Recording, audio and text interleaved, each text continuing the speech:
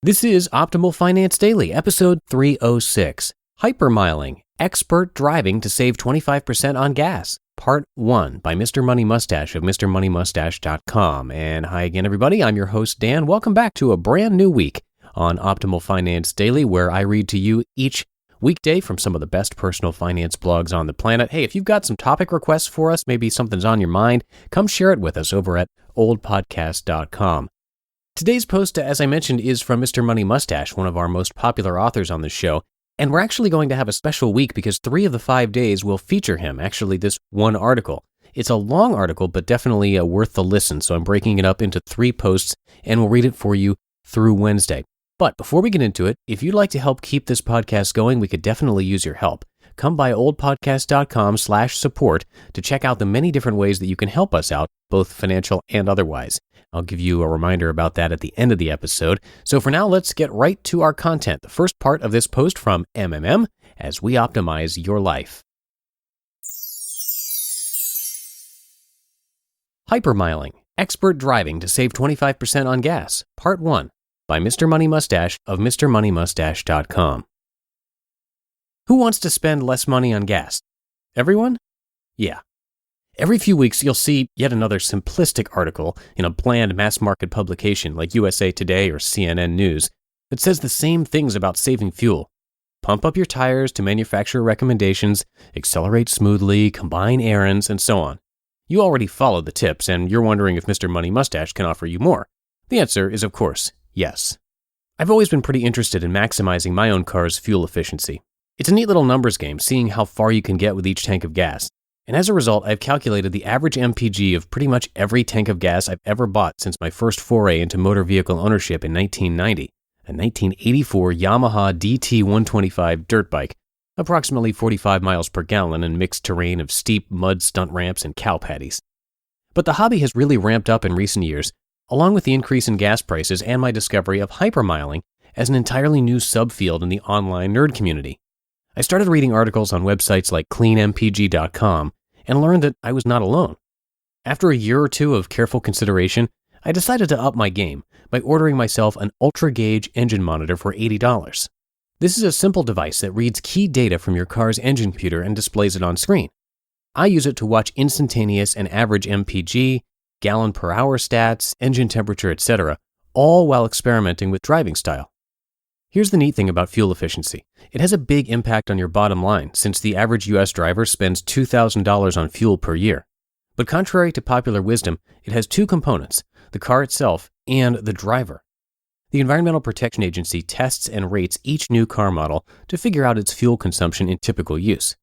The funny part about their rating system is that they have to keep changing it because the average U.S. person drives so inefficiently that they end up using even more fuel than the EPA estimates. The typical sentiment among drivers is, oh, EPA estimates are so optimistic, you'll never get that mileage in real life.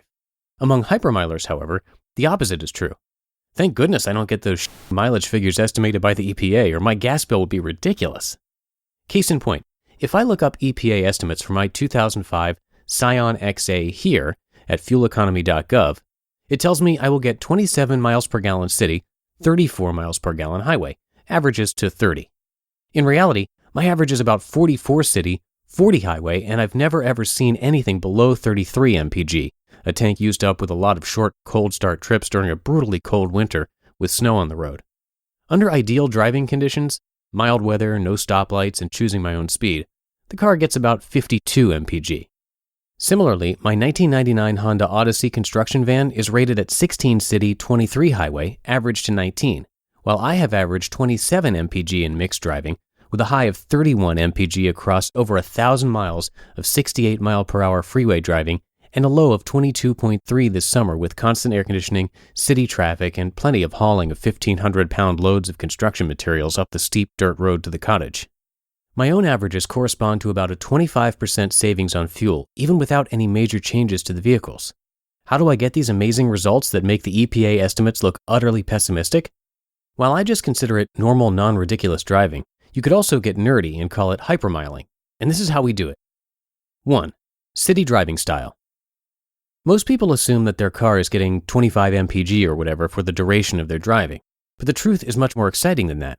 When you're accelerating away from a light, you're getting about 9 mpg and burning fuel at $15 per hour. When you're coasting, you're getting 60 to 100 mpg.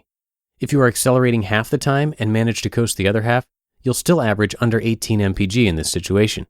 So you need to coast more than half the time, the opposite of one of my friends who is always either using the gas or the brake. When you are idling at a light, you are burning from 60 cents of fuel per hour in a tiny car to $1.80 per hour in a large one. So, while idling is always unpleasant, a much bigger factor in your fuel use is how and when you do your acceleration. A good guideline to make you think carefully about acceleration is this rhyme I've made for you. If you have to brake, you've made a mistake. Obviously, this is an exaggeration. Other drivers, safety concerns, and obeying traffic laws will provide plenty of reasons to hit the brakes, but still, if you think braking is bad, you will start planning your acceleration much more carefully. And you'll avoid driving in high traffic areas in the first place, because you should be biking or doing the car errand later that night when traffic clears. Overall, you should still use your brakes, but pretend they're hooked up to a speaker on your dashboard which blares out my voice saying "Meh!" at you for the duration of your brake application, each and every time you touch that pedal. Pleasant, isn't it? And when you are done with the chore of driving in traffic, you can still improve things by watching the traffic ahead of you, not just the guy in front, but the next 10 cars, and the bikes and pedestrians, and the traffic lights and side streets. That lady 2 cars up there keeps looking to her left. She's trying to find an address, leaving her extra space. That guy just hopped on his bike and is looking the wrong way. He'll end up crossing in front of me. The benefit of all this hyper-focus is that it also makes you much safer on the road. I never talk on the phone or comb my mustache in the rearview mirror in city traffic. There's much more important work to be done. 2. Hear that in tomorrow's episode. You just listened to part 1 of the post titled Hypermiling, Expert Driving to Save 25% on Gas by Mr. Money Mustache of MrMoneyMustache.com. And as promised, I'll read part 2 for you right here tomorrow. But first, while this podcast has been around for over 300 episodes, it's still a net loss for us. Not the best financial decision, but we like making these shows for you. And if you'd want to help out and keep this running for as long as possible, we greatly appreciate it. So come by oldpodcast.com/support. There you'll find a list of ways you can help both financially and otherwise. Everything listed there goes a long way to support this show. Again, that's at oldpodcast.com/support. And that's it for episode 306 here at Optimal Finance Daily. Have a great rest of your day, and I will see you all tomorrow for part 2, where your optimal life awaits.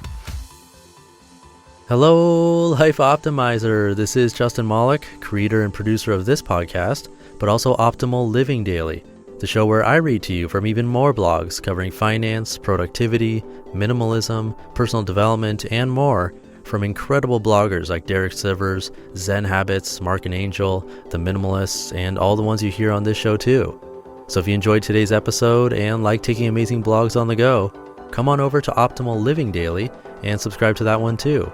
And together, we'll start optimizing your life. You've been listening to Optimal Finance Daily. Be sure to hit the subscribe button to stay up to date on each new episode and head to oldpodcast.com. That's OLDpodcast.com for a free gift as well as more actionable tips and resources to help you maximize your potential. Thanks for joining us, and remember, your optimal life awaits.